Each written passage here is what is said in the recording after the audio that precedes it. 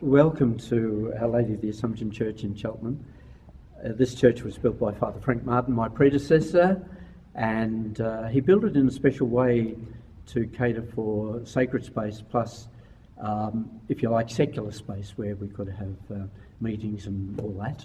But as soon as the school had their big hall built during the BER project, we knew that we could now turn the church into sacred space, so we thought we'd renovate the church, especially the front part of the church, just to make it so much better for processional work, especially with funerals, weddings and so on, and to create more light with glass and so on. And one of the big projects was to have Stations of the Cross made for the church. It was with delight that I asked Susie Byrne, who was here on Easter Sunday of 2011, just before the renovation started, if she'd like to take on the role of creating Stations of the Cross for the church. So bit by bit, they all went up. Susie didn't have the best of health at times through this process, and there were periods when she wasn't able to do any painting at all. But towards August of 2015, the last one went up, and the people have been very proud of the stations ever since they went up.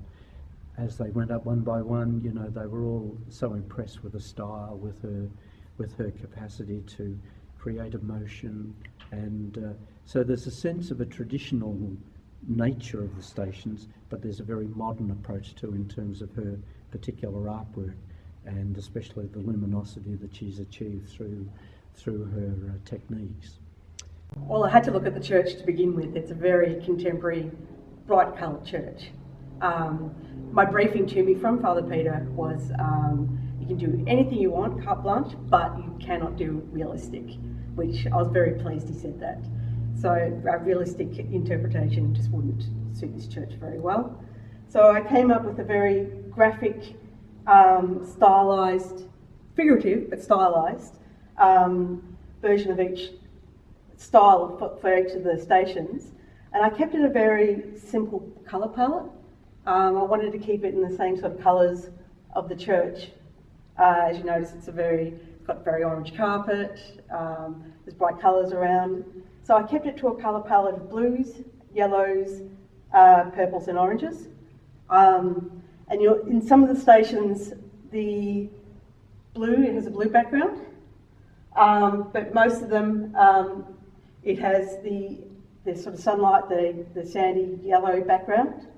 With the yellow background, I could have the light coming from behind, which added a more a glow to it, and sort of enhanced the emotion and the power of the scene. Makes it more dramatic. I was after emotion and very dramatic stations, and that's another reason why I went very close in. I changed. I didn't want to go from really far away. I wanted to focus on what was happening, the emotion on the face at the time, the dramatic action of what was happening, like the soldiers stripping Jesus of the robes. And I could use sort of graphic elements of this segmentation, I called it, where it comes through. Like I could use that as like action lines to enhance the action of what's happening. But I cropped in, I didn't want to show all the soldiers. I just needed to show their hands tearing. The main focus is Jesus with the robes being torn.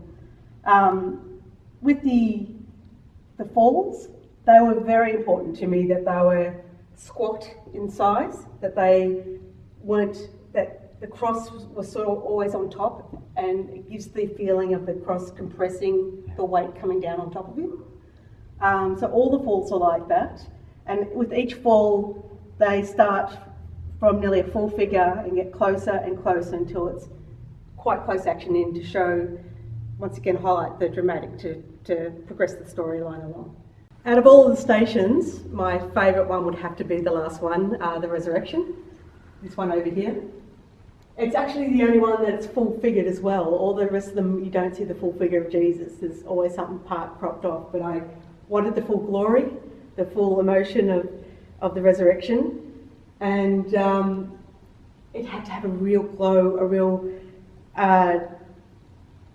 impact, a real wow, just to convey what's happening, and I felt I achieved that. It's also the first one I did. It was the hardest one to do with the technical painting skills required, Also its size, it's nearly 2 metres tall, but it's my favourite. I really am happy with what I achieved here.